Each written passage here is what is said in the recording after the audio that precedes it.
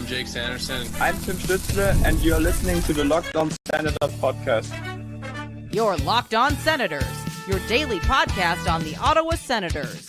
Part of the Locked On Podcast Network, your team every day. No loser music yet, but a loss like tonight's makes me feel it could be on its way back. I'm Ross Levitan alongside Brandon Piller, and you are listening to the Postcast presented by Locked On Senators podcast and, of course, the Glebe Central Pub. I wish the GCP shuttle would be having better vibes right now. Of course, Team Canada also losing, and they're out of the World Juniors. The Ottawa Senators lose 4-2, and they are out of Dallas, starting this year off with a loss. Pilsy, how'd you see that one develop? Tough game for the Ottawa Senators, Ross, especially when you're up against a team like the Dallas Stars and you're able to get the jump on them 2-1 at the end of the first period. And then that's where you just see the depth and the strength of this Dallas Stars team. They just shut it right down. And I mean, shut it right down, Ross.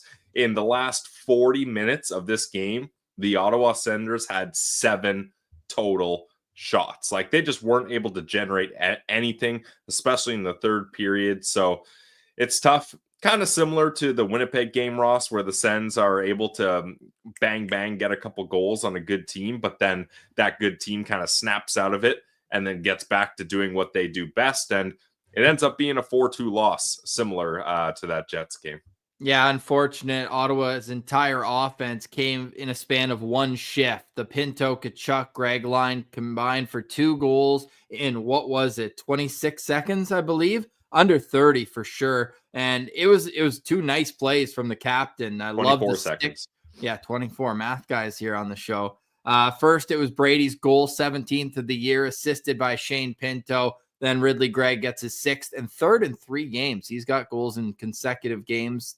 Bingo, bango, bongo. But that was all Brady Tkachuk on the forecheck, causing a turnover. And Ridley Gregg, nice shot to finish it off. But in the second period, it was the opposite story. 2 quick goals from Dallas. Jamie Benn on a zone entry off the rush. He gets his 9th of the year. Matt Duchene, former Senator, gets the assist, which would foreshadow he put this game away late in the third period too. But Rupe Hintz, his 18th of the year. Jason Robertson, Evgeny Dadonov.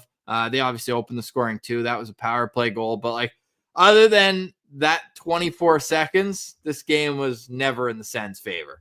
No, not really, Ross. And now, even though the Sens lose this game, I thought it was another nice performance from Levi Merrilainen. Like, you got to give stick taps to this kid again, because really the goals that the Dallas Stars were able to score, the first one on that power play is a tip in front. Rupe Hintz, nobody kind of pressuring him or boxing him out. No chance for Levy on that one. And then the second goal, Travis Hamonic, unfortunately, it deflects off him and goes in. And then the third goal, it's Travis Hamonic and Josh Norris trying to dive and get a block, and it's Rupe Hintz again. No, sorry, was that Robinson? No, Hintz again is able to score there. So I really didn't think that Levi Merrilainen was bad in this game, and I thought he deserved the start. And unfortunately, the Ottawa Senators just weren't able to muster up any offense in the second half of this one.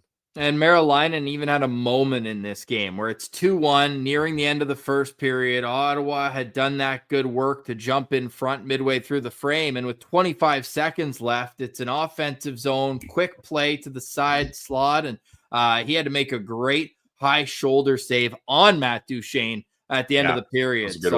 That was really nice. It's unfortunate, though, those 2 quick goals just really tore anything that Ottawa was building. Only 2 shots on goal in the third period for the Sens tonight when they entered it down a goal. And they had 2 power plays in the third period, Ross. Like, you highlighted it on today's show with special teams and just how good they've been for Dallas. I know the penalty kill has been great, but yeah, they were awesome again tonight. Like, I felt like, what was it, 3 shots total on 4 power plays for Ottawa? It just wasn't enough. And with a boots on the ground report, the first of many that are coming on with Avi Bolka. What's up, fella? How are you doing? Tough one tonight. How you guys doing? Good, man. Good. Great to see you. You even got some love from the Sens Twitter account at warm-ups. Yeah, that was great. They're really great there. happens to be I really like the arena. The Dallas fans were not rude and to opposing fans. It was actually a pleasant road game for a Sens fan. Nice. Where were you sitting? What was the angle for you? Sens shot twice in that zone, and obviously Dallas had a lot of their goals there as well. So I got a lot of action. I wish I saw more Sens action though. Yeah, no doubt. So what was the deciding factor? Because we were just talking, starting the show, Avi, just didn't feel like they get any offense going. How did it look like in the rink? To me, it looked like right when halfway through the second, when was it Ben who scored that goal? They lost their magic. They lost all of their momentum. I just felt like them deflate right then and there. And it wasn't, the score didn't show that it was like 5 or 6-2 a blowout. I just thought they were completely outplayed. Credit to Dallas as well, who really, really, locked it down when they needed to, pun intended. Yeah, and Avi, what's the vibe like in the rink? Because like on TV, it looked like that was a packed house. It looked like they were getting loud, and I think there's kind of a stigma that down in the south of the states that hockey fans are kind of fair weather fans and may not know the game. But what's the vibe you got from the Dallas fans in the arena there? I thought that was one of the loudest arenas I've been to for a regular season game for sure. Yeah. It was unreal. It was quiet for about 30 seconds, and we saw the rest of the other like 15, 20 Sens fan pockets around the arena after those two quick goals. But other than that, I mean, the Dallas fans, they were really, really into it. Credit also to the Dallas, their media team. They really made the atmosphere. I haven't been to a game in Vegas yet, but it was a very nice atmosphere, similar to what I've heard good things about Vegas. So. Who's your Sen Central standout tonight, Avi? Who looked good from the seats? Pinto definitely looked good. He obviously, I like the way he was skating a lot. I think if I have a standout of who should have been a little bit more, Timmy didn't have it tonight.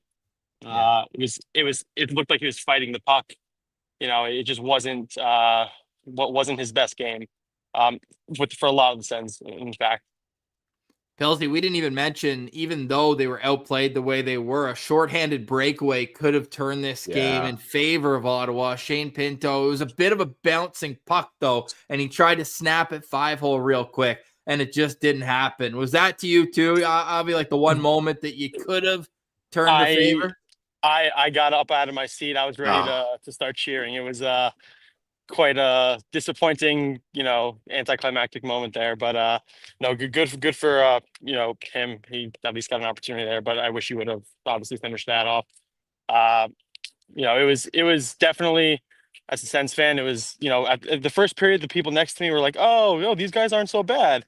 By the end of the game, they're like, who are these guys? Oh man, as we ask every boots on the ground report, Avi, what was the Sens fan attendance in this one? There weren't a ton, but the fans who were there were really, we all banded together. We all saw each other during intermissions, talked about how we'll get into the third, and it was the fans who were there really showed up. It felt, the pregame, the Sens Twitter, they even said vibes are immaculate. It felt pretty good. All the Sens fans were buzzing. Even though there weren't a ton, it felt like a great atmosphere, especially after those two goals. But after that, I think, Pills, you were talking about this about Merrill, I think he played a great game. Obviously not faulting him at all. There were some really key saves he made when the Dallas fans were like, how'd that not go in? Who is this guy? I'm like, yeah, this is like his fourth or fifth NHL game, whatever it might be. But no, he was really solid tonight.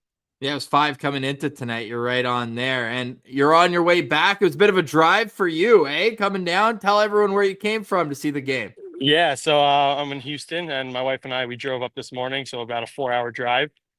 So we're actually staying by a hotel right near the arena, so didn't have to pay for crazy arena parking.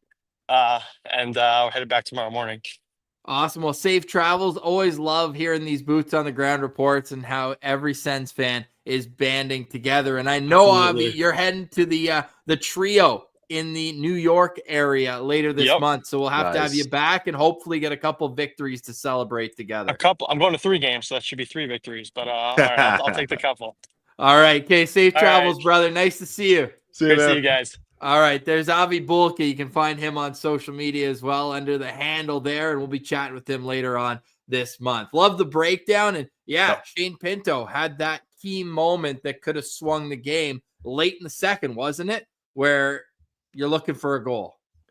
Yeah, I've got it in my notes here. That was at the start of the third, Ross. Start of the third, right? They took early in the third. Yeah. Yeah, like with 4 minutes gone, because they took the penalty 3 minutes in. And yeah, that would have been a real nice move. Speaking of penalties, the only one that I had a problem with, and there were quite a few in this game, it was 4 power plays for Ottawa and 5 for the Dallas Stars.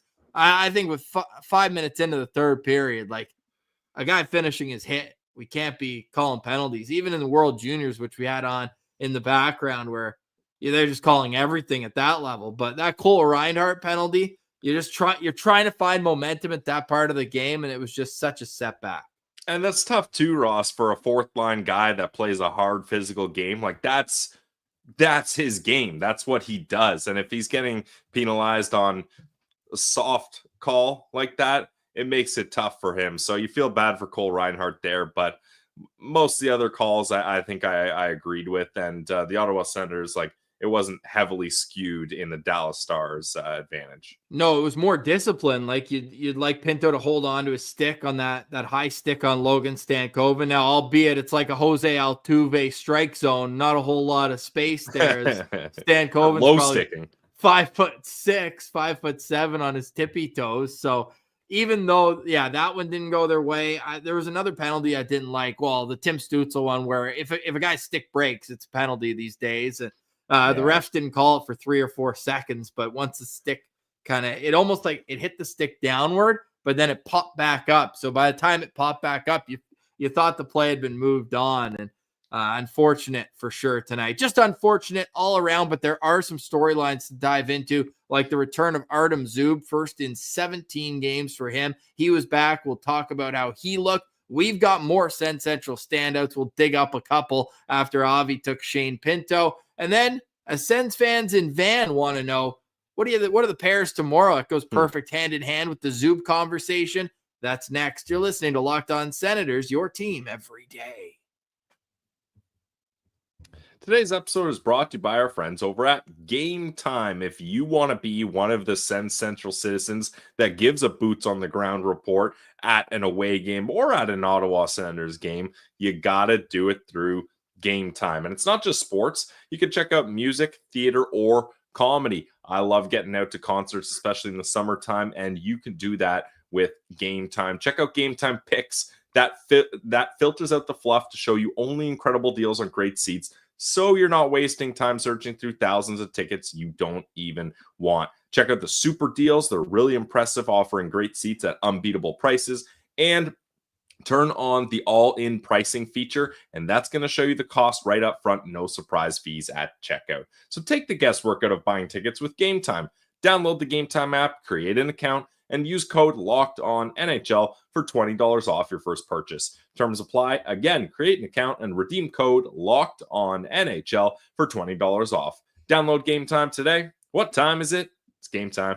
Postcast would not exist without the Glebe Central Pub, so let's give it up for the Glebe Central Pub. It's 779 Bank Street. Head there, have great food, awesome drinks, and they've got live music every Saturday night and all sorts of events. They're listed on their website, glebecentralpub.com, but the vibes are free at the GCP. Let me tell you, every time I go there, I walk out with a big old smile, knowing that I just had the night of my life with the great food and being able to be active there, whether I'm throwing darts or just watching the big game, always at the Glebe Central Pub. Plus, the Send Shuttle finally returning. I know it was there for Team Canada, but oh my goodness, is it going to be good to be at home when the Ottawa Senators return to the Canadian Tire Center? And to get to and from the game, why not use the GCP shuttle? Sue knows all the back roads to get you there on time, on budget, just $17 round trip to and from the CTC. It is our pub, the Glebe Central Pub.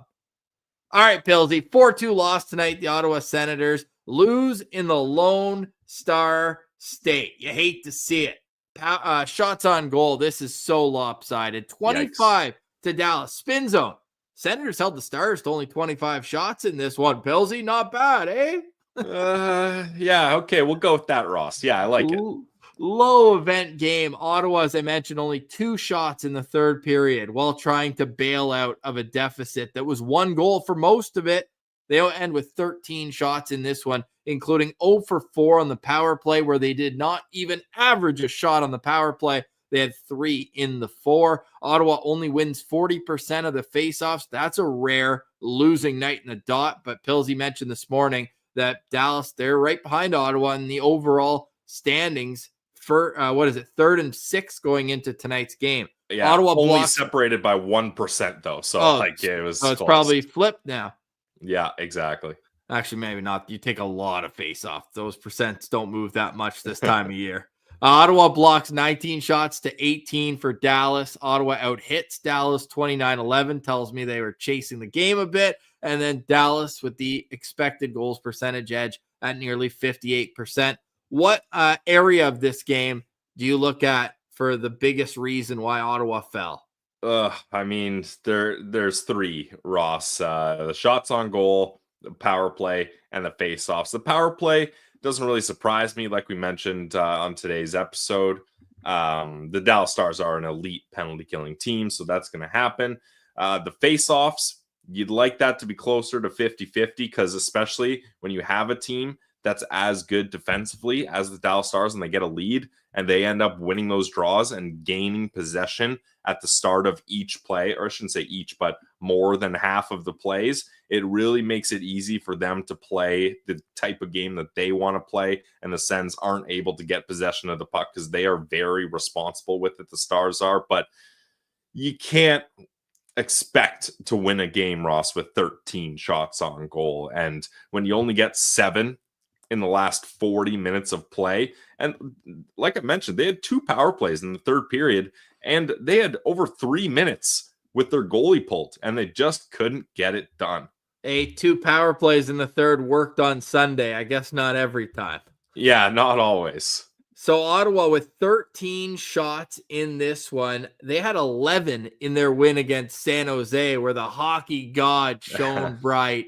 And that was just as Linus Ullmark stealing a win as you've ever seen. The second win on this streak after it started against Calgary on home ice. They go to San Jose, and that was the fewest amount of shots in a win. Well, they barely beat the shot total, and they don't leave with the result. I'm trying to see if Ottawa's even... Yeah, they haven't had less than 21 shots in a game other than the San Jose one.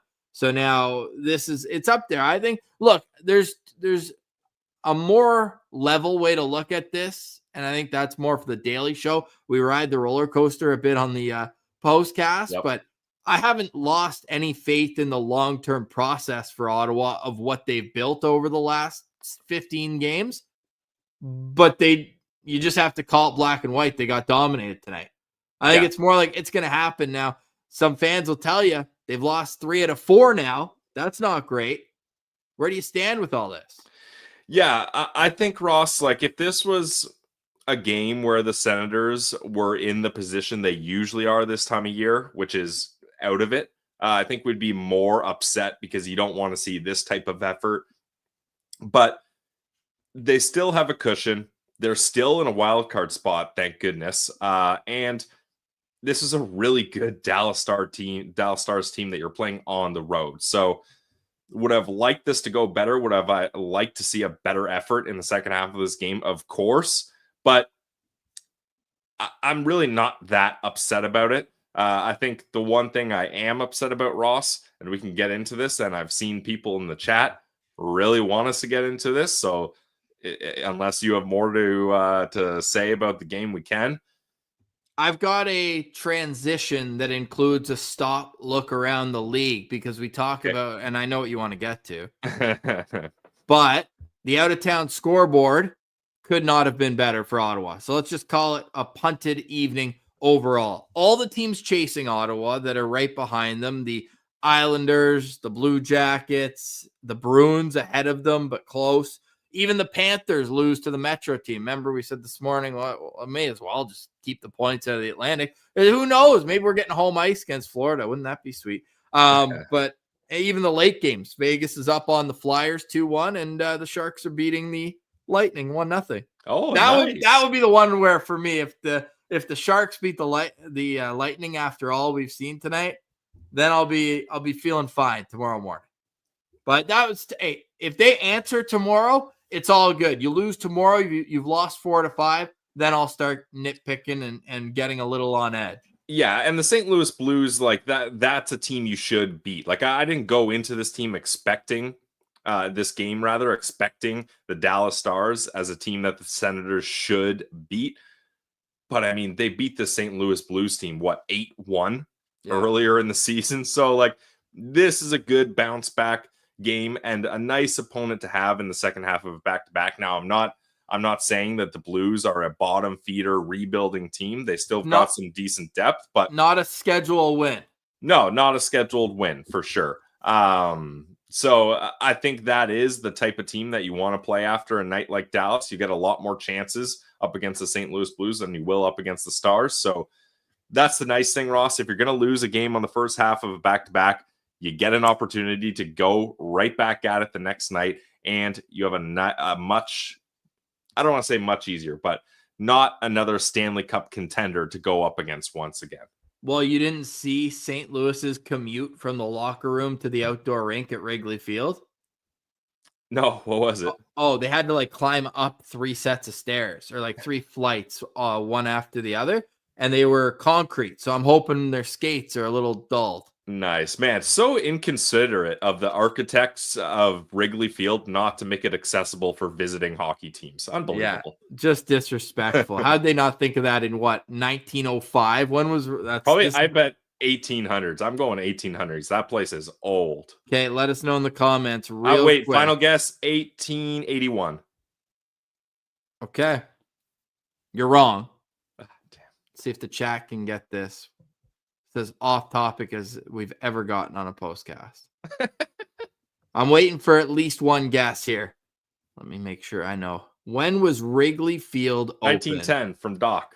Okay, 1914. Hey, honorable apple right away. 1914. Okay, 1881. So it's been in business 110 early. years. How are they not planning for hockey back then? Brutal. Blues are 3-1 in their last 4 games. They got the win in the in that Winter Classic that we've been talking about. So, yep.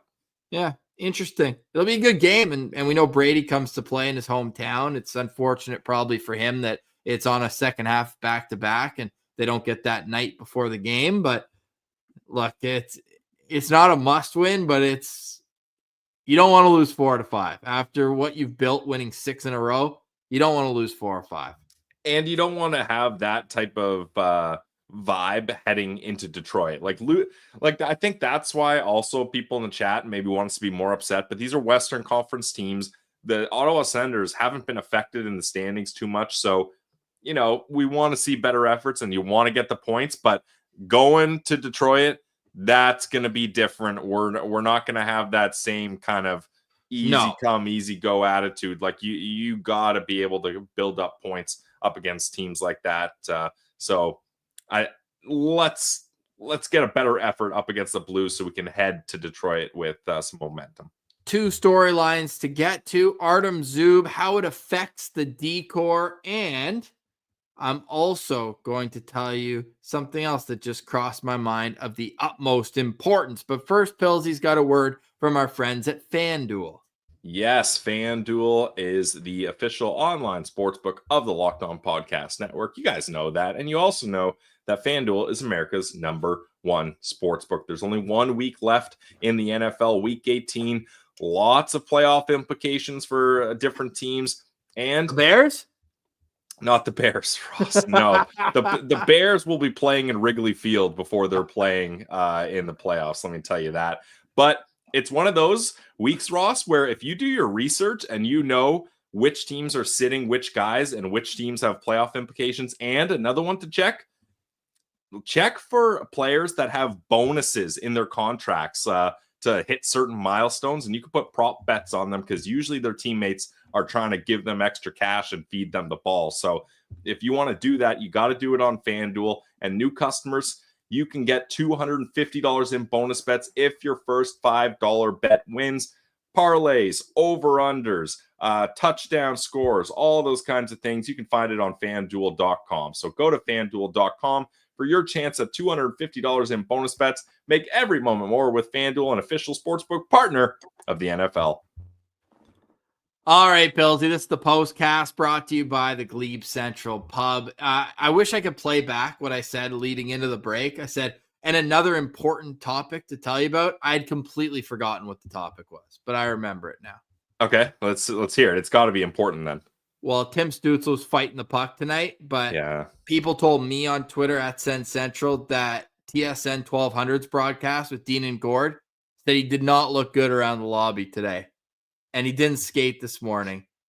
I think he's probably got the flu based on what we said yesterday that's gone through the room over the last couple of weeks. I get that, Ross. I'm battling the flu right now. I spent like $100 at Shoppers Drug Mart getting Neocitrin, Halls, vitamin gummies, all these kinds of things. So hopefully Timmy is getting some medicine in him as well. The man flu is no joke, Ross, and I'm battling it right now. But Timmy was there. I'm here. Hopefully I'm not fumbling the puck as much as it seems like I am, but we battle. That's what we do. Fumbling the puck. We saw a certain defenseman do that a couple times. And look, Jake Sanderson did not have a great night. That giveaway there. But all eyes seem to gravitate towards number 23 because he's usually the net front guy while Jake Sanderson's getting pucks in the corner. And as I said on Twitter, like great guy by all accounts, just like the perfect mentor, like Nick Holden, Erica Branson, Braden Coburn, put him in that line of defensemen who were once very solid top four defensemen, great leaders, warriors, block shots, but he's unplayable at the NHL hockey league level right now. And Ross, like I know it's the cool thing to dump on Hamonic right now, but like if he was in the situation where he was plug and play, bottom pair, couple games here and there, I don't think I would have that big of a deal with it because he is a guy that blocks shots. If he's playing less than 15 minutes a night, I think he can probably be serviceable. But I would love to have Travis Green and inject some truth serum into him and just be like, seriously, tell us why you keep on trotting out Travis Hamonic, not only in a top four role every single night, but you're putting him with Jake Sanderson, and it's not working. Like, if they were an effective pair and Sandy was having an amazing year, I would shut my trap and I would just say, you're the coach, you know what you're doing, just keep it rolling. But that's just not the case. And we talked about it on today's episode, Ross. Artem Zub coming back into the lineup. I think every single Ottawa Senators fan, member of the media, or anyone that follows the team would have said, oh, this is easy. Put Zub back with Sanderson, get them going again, and Hamonic's the odd man out. Keep JBD they didn't send back Martin Palo, did they? He's there, right? He's there. They just sent back Mad Sogard. Yeah, so Martin Palo and Clevin had a great game together. So why not keep them together?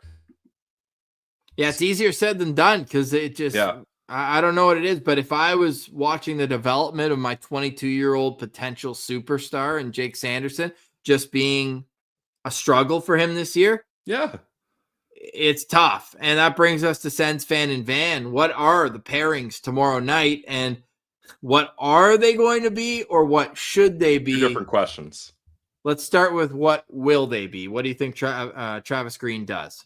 Well, I don't really know, Ross, because like, how would you evaluate Zub's game tonight? He played 13 minutes and 30 seconds, 20 shifts, one shot, one block, one giveaway. Like, I can't say I noticed anything from him, and I'm not sure whether that's good or bad. So, like, does that mean you keep him with Clevin to give him a little more time, especially second half of a back-to-back, or do you swap him out and get Martin Palo back in there? I don't think Hamonic's coming out. No, I don't think so either. And him and Jake Sanderson were on the ice for 2 goals against here at 5-on-5, and then also the penalty kill in the first period. They were out there for that too. They lose battles when they're on the ice, and I really just don't feel like beating a dead horse. But if you had to ask me what the pairs are going to be tomorrow, I think they'll be the exact same. Shabbat and Zub had one shift together tonight. Other than that, at 5-on-5, it was just as they are. That's kind of the back pocket play that I could get behind the most that I wouldn't do. I would leave Shabbat Jensen and put Zub back with Jake Sanderson. To me, that just makes the most sense. But if I saw Travis Green come out and put Shabbat Zub back together and then Sanderson Jensen, I'd get on board with that. I think those are the two real options. And then the nitpicking would be, but why split up Shabbat and Jensen? I wouldn't. Okay. But if he did, I would understand it because Jensen's by far been the most reliable, the best one. Yeah. And if you're like, we need to get like Sandy getting to his peak performance, if that's enough of a high level of importance, then I would be okay with using Jensen to get him going. Yeah, I get that. I really don't see a scenario where it makes sense to split up Shabbat and Jensen. Like, that's if it ain't broke, don't fix it. And not only are they good, they're great. Like Ross, I've said this a bunch about Sanderson, but if you would have told me at the start of the season that we would have a Jake Sanderson pair, not the top pair in our lineup, I wouldn't have believed you. So they've been that good. Yeah. Oh, they've been unreal. But that's all I'm saying is that if you're like, we need to get Sandy going, putting him with Nick Jensen is your best sure thing. Yeah, of maybe for a short while just to see if they can get it going. Yeah, like they did that when Clevin had those two bad games against Vegas and Vancouver at home. They put Jensen with them for a little while and had him babysit. But now Clevin's, I thought everyone was fine tonight except Timmy was fighting the puck. And Pinto, I did think had some jump, and that whole line. Brady was awesome because they had a sluggish start, and Brady's going to be my Central standout, which we'll get to, and then let's touch on Zub first because people were asking how you thought he looked. I guess you mentioned you can't really evaluate a whole lot. He was fine. Like tell us in the chat if you guys thought differently, but I just thought it was an okay game for him. He only plays 13 minutes, so I don't know if today, this game really helps me decide what to do with him tomorrow. The best games so far, Adam Zub, are sometimes the ones where you don't notice him. So perfectly fine.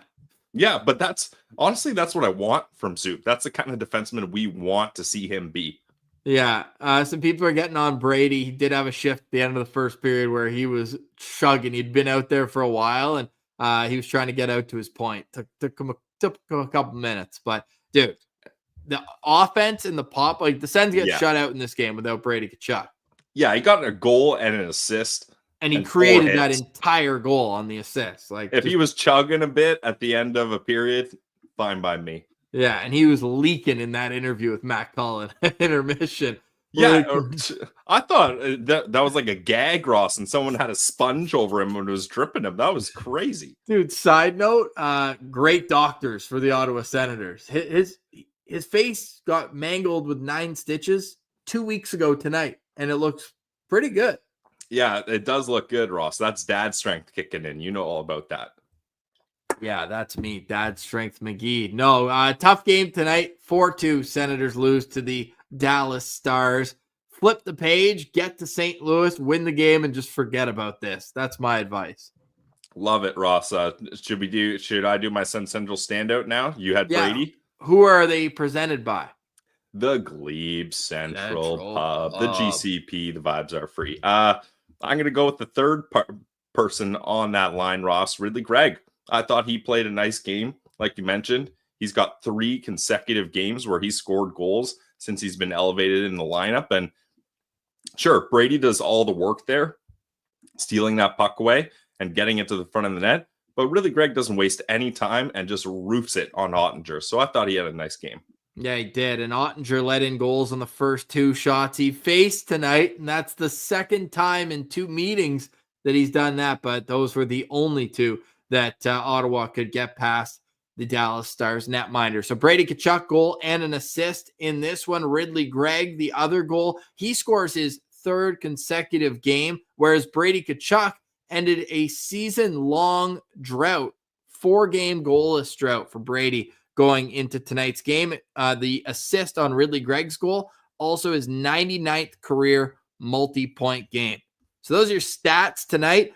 Senators fall 4-2 and have lost now 3 out of their last 4 games. It's also a rare loss when Shane Pinto has a point. They fall to 45-11-6. Pinto, though, still getting back on the score sheet in this one with the lone assist on Brady's goal. Yes, your Sen Central standout tonight. Sorry, Pillsy. Did you just say it? I did. Ridley Gregg. No Thank worries. you. Brady Tkachuk for me, and Avi Bulka with a boots on the ground report goes with Shane Pinto. Final thoughts or a quick preview tomorrow night's game in St. Louis? No final thoughts for me. I'm battling right now. I gotta hit the Neocitrin tea and go to bed here. I feel like I'm coughing every other sentence, but I'm happy to be here with all 167 people in the chat, with you, Ross, even though it was a loss. It's the Locked On Senators podcast, your team every day. We vent or we vibe. We had a good vent session here, and I'm sure that we'll all be pleased with the way Travis Green sets up the D pairs tomorrow. 8 p.m. puck drop Eastern time. We will chat with you in the morning for a proper preview. The St. Louis Blues have won 3 of their last 4. Ottawa now losers of 3 of their last 4. So big game tomorrow night. That's what I'm going to call it, Pillsy. Big game. Big bounce back game. Big game. And then knock on wood, if they lose tomorrow night, that Red Wings game might be must win. Oh, definitely. Yeah. We're not going to call anything 2 games out, but it definitely might be. Even regardless of how tomorrow's game goes, Ross, that is a big game, because that's a measuring stick game. No, but hear me out. The trio of Buffalo, Detroit, Ottawa, everybody lumps them together and is like, oh, these teams are trying to make the playoffs, trying to get out of the rebuild. We know where Buffalo and Detroit are in the standings. This is a game to show the rest of the league they not like us. We're in a wild card spot. Ottawa has failed to pull away, though. It's just getting closer and closer behind. Like, even on a night like tonight where all the teams below, like all of our preferred teams in the all Eastern Conference matchups won. Example, the New York Rangers 2-1 over Boston tonight. But now all of a sudden the Rangers are 5 points back of Ottawa. Like, you got to win games. So tomorrow, yes, sir. Tomorrow we got to win. Tomorrow we got to play better too. More than 30 shots. Forget 13. More than 30 shots. I'm with you. Tomorrow we'll have more. The Sens control their destiny. DGL's all over that one. Ginger, honey, and lemon, Pillsy. Final words of advice tonight for our friend Matthew. Thank you. Yeah, anything I've been consuming has ginger, honey, or lemon. Ginger ale. I got the honey lemon tea, the honey lemon Neocitrin, the honey lemon halls. I am on it. I'm doing what I can, but you better believe I'm not missing tomorrow's episode or tomorrow's postcast. We'll chat with you all then. For tonight, we say goodbye. Let's get some GSGs in the chat. A step back, but nothing insurmountable. We'll see how Pillsy sounds tomorrow on the pod. For Brandon Piller, I'm Ross Levitan. This has been the Postcast presented by the Glebe Central Pub at 779 Bank Street. Let them know that the Locked On Senators podcast sent you. We're part of the Locked On Podcast Network, your team every day.